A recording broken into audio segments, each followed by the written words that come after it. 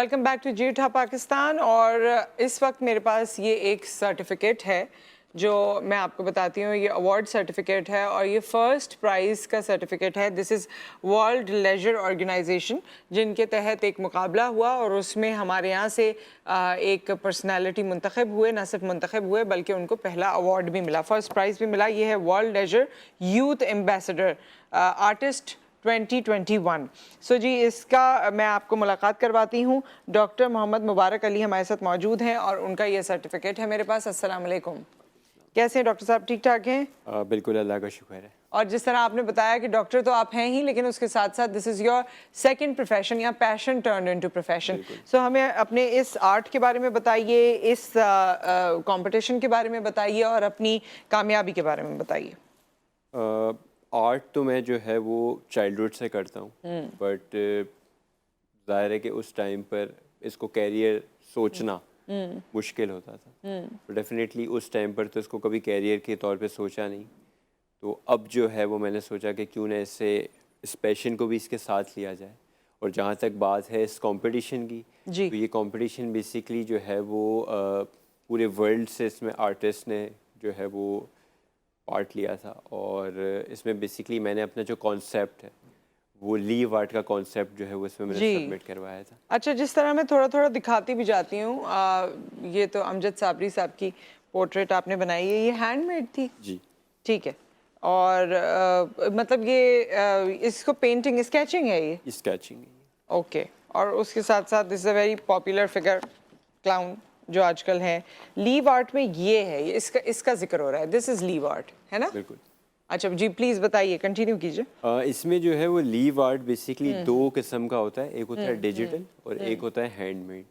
तो बेसिकली दोनों के पीछे कॉन्सेप्ट ये है कि हम जो है वो ग्रीनरी, जो क्लाइमेट चेंज का एक कॉन्सेप्ट है, उसको हम लेके चल रहे हैं कि ग्रीनरी की इम्पोर्टेंस क्या है। ओके। तो बेसिकली जो चेहरे पे जो पत्ते बने हुए हैं, इसका कॉन्सेप्ट ये है कि इंसान का जो बेसिक जो पार्ट है, जिससे बगैर जो है वो जिसके बगैर इंसान जो है वो जिंदा नहीं रह सकता, वो है ऑक्सीजन।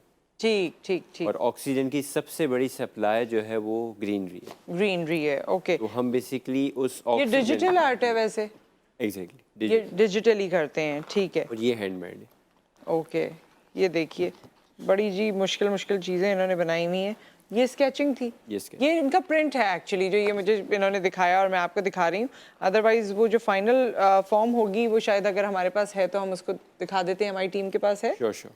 तो अगर आपके पास है तो वो भी दिखाते जाइए ताकि समझ आए कि इनकी वो पेंटिंग कैसी है। सो इसके लिए इंस्पिरेशन या क्या सोच होती है आपकी, क्योंकि आपने पॉलिटिकल लीडर से लेकर, ये इस वक्त हम स्क्रीन पे दिखा भी रहे हैं जिस तरह आप काम करते हैं।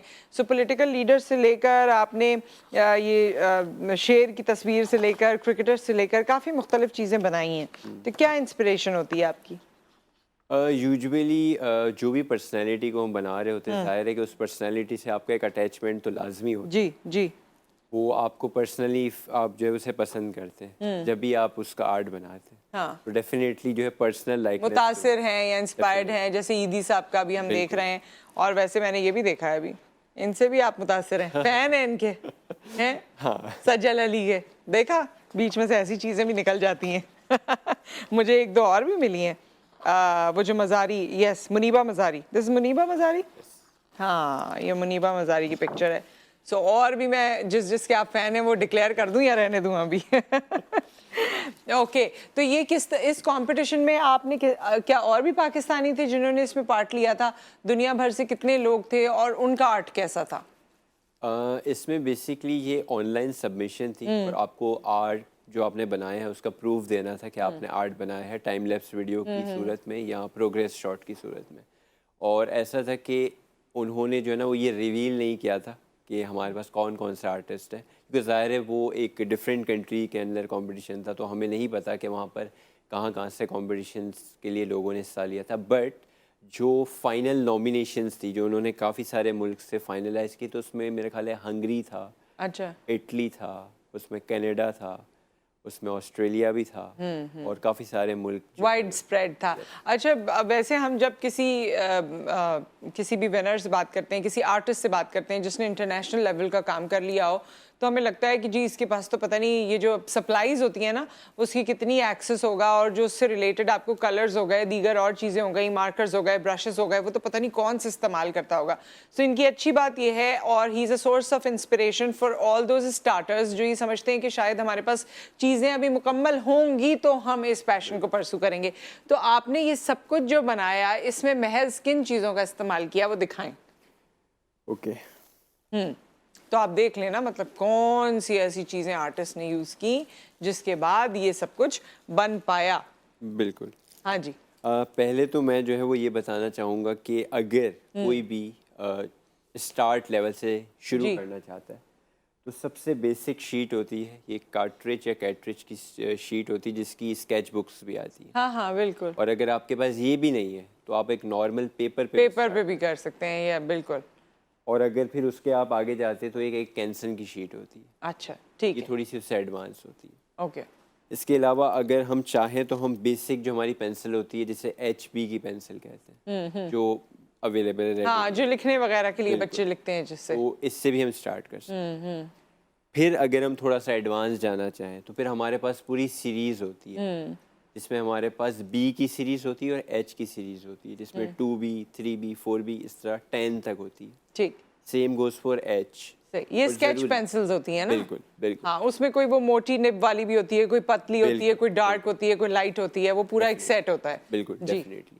तो ये भी जो है वो मैं सिर्फ ये बताना चाहता हूँ कि स्टार्ट के शायद मैंने 2-3 साल शायद सिर्फ HB के साथ एक 2B की पेंसिल खरीदी थी और उसी से ये स्केचेस वगैरह बनाए गए। फिर जब जो है वो काम थोड़ा सा इम्प्रूव होता गया तो फिर मैंने जो है वो ये बेसिक सा एक सेट होता है कलर पेंसिल का, फैबर कैस्टल का। हाँ बहुत बहुत, ये तो वो बच्चे वैसे भी यूज कर रहे होते हैं। तो ये वो सेट होता है जो कि हम यूज़ कर सकते हैं राइट। कलर पेंसिल के लिए। कलर इसमें आप पेंसिल का। कलर पेंसिल के आर्ट वर्क देख रहे हैं जिसमें जोकर का आपने जिक्र किया, हाँ उसी से बना वो कलर पेंसिल से बना उसी है। से बना हुआ। ओके देखें आप, और आप जिंदगी में सोचते, जिसने करना होता है ना वैसे वो कर लेता है, और वरना बाकी लोग सोचते रहते हैं कि जी हमारे पास ये होगा, वो होगा, ये वाले कलर्स होंगे, वो वाले कलर्स होंगे। ये भी वैसे मैं आपको वो पिक्चर दिखाने वाली थी, लेकिन बीच में ये इंटरेस्टिंग पिक्चर आ गई कि बर्गर के साथ हम कैसे जुड़े। This is the picture that everybody should show to their kids at least, कि भाई ऐसे जुड़े हुए हो आप लोग बर्गर के साथ। है ना? ये तो आपने कोई माओ के दिल की बात कर ली है, बच्चे इसी तरह ही जुड़े होते हैं। अच्छा प्लीज कंटिन्यू, बताइए। तो इसमें जो है वो इसके अलावा फिर आप फर्दर अगर थोड़ा आगे जाते हैं तो आपके पास जो है वो ब्लेंडिंग के लिए जो आप शेडिंग्स यूज़ करते हैं जी। उसके लिए हमारे पास जो है वो ये मेकअप के ब्रशेस भी होते हैं। अच्छा मेकअप वाले ब्रशेस भी होते हैं। बिल्कुल। ओके और इसके अलावा आप जो हमारे पास कॉटन बर्ड्स होती हैं वो भी हम यूज़ कर सकते हैं। ठीक है। कॉटन भी यूज़ कर सकते हैं। ठीक है, तो ये सारी नॉर्मल चीज़ों से आपने बनाया। अच्छा मैं कह रही थी जो इन्होंने आपको फैबर कैस्टल जो दिखाई पेंसिल का सेट, उससे इन्होंने ये बनाया है, ये वाली पिक्चर उससे बनी है। तो इट इज़ ईजी, मतलब ईजी से मुराद ये नहीं है कि इसको बनाना ईजी से मुराद ये है कि जो इसमें चीज़ें यूज़ हो रही हैं, जो सप्लाईज यूज़ हो रही हैं, वो ईजीली अवेलेबल हैं और सस्ती हैं। मतलब कंपैरेटिवली वो उस तरह से नहीं है जैसे अक्सर आर्टिस्ट आपको बताते होंगे। वैसे स्काई इज़ द लिमिट, जब आप चीज़ें यूज़ करने लगते हैं और आपके पास पैसे हैं या आप करना चाहें तो स्काई इज़ द लिमिट, आप कहीं भी कितनी भी महंगी चीज़ मंगवाएं और उसको यूटिलाइज करें। लेकिन लोकली अवेलेबल जितनी चीज़ें हैं उनसे भी आप ये सब कर सकते हैं। अच्छा इसमें एक और आर्ट भी होगा जो कि मैंने पेंसिल से बनाया हुआ है, कलर पेंसिल से, मस्जिद का।